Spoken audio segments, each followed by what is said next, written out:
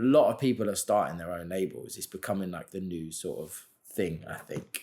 But yeah, I don't think there's a massive sort of like bucket list that I have now. I think if something's right and it pops up, there's certain labels that maybe I wouldn't expect, and then I get the opportunity to, and I go, oh, actually, that would be a cool look, maybe for a remix or something like that. So I keep letting things surprise me sometimes. But yeah, I think the focus for me now is especially my stuff and what I'm doing. Yeah, I think maybe it's a bold statement, but with the internet and the way it's going now, I think the label matters less than ever. Opposed to when I feel like I was starting out, it was all about the label you released on. Whereas I feel like now people are disregarding the label a bit more with things like Bandcamp, SoundCloud. Look at Sweetie, man. Like, I think he's a great example of just DIY. And I think now Bandcamp exists and things like that, and SoundCloud and Instagram is so easy to get people to play your music.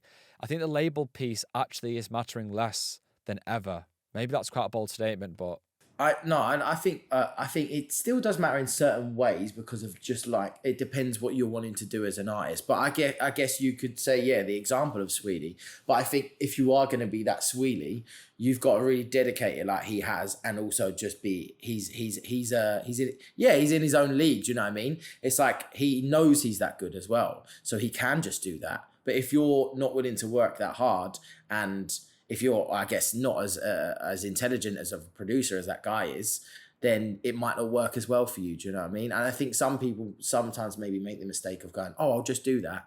But you're not comparing yourself, or not, I don't think comparing yourself is the right word, but you're not adding up the sort of the differences of you and an artist like that. Like if I done what Sweetie done at the start of what I did, I don't know if it would have worked the same way. Do you know what I mean? Just because he was so specific, his sound was so like different, and you can just like, do you know what I mean? It's just so he makes all sorts of stuff, and it's just that sort of that's why I love the beauty about this though. There's so many different routes. But I think you're right. The label sort of thing is a little bit different, because back in the day, it used to be like, oh, I want to get a release on Strictly Rhythm when it was in the early 90s or something, because they were the biggest label out there, and they didn't release tunes. They released tunes in the US that wouldn't get released in the UK, maybe, or like records got sold over there. And if you got sold in the US really well, you could then get booked over there and become a bigger artist. And like, it mattered a lot more what label you were on and who you were associated to. I think association is still a big thing these days. But I think in terms of like as a platform,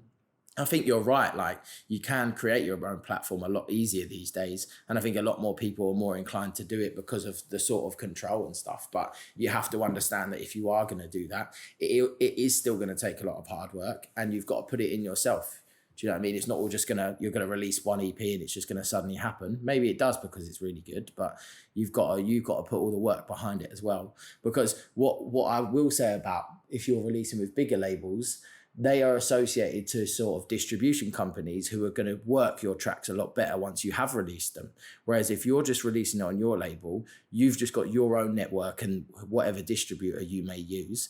But those bigger, say, Hot Creations or something like that, they've got a whole team that are working to get your tracks in those Spotify playlists or get them there. Do you know what I mean? So the benefits of having those bigger labels is because they will work your tracks for longer as well. They might work your tracks for the next 6 months, depending on how often they release. I think there's some labels out there that maybe release too much and you can just be another number on their chain.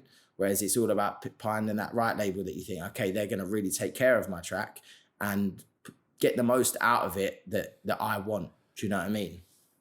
yeah, I think you're always going to be able to leverage what the label has, but I do think it's never been a better time for people to be able to do the DIY approach and almost grab the dog by the bollocks and just do it themselves. Do you know what I mean? With things like Bandcamp, etc.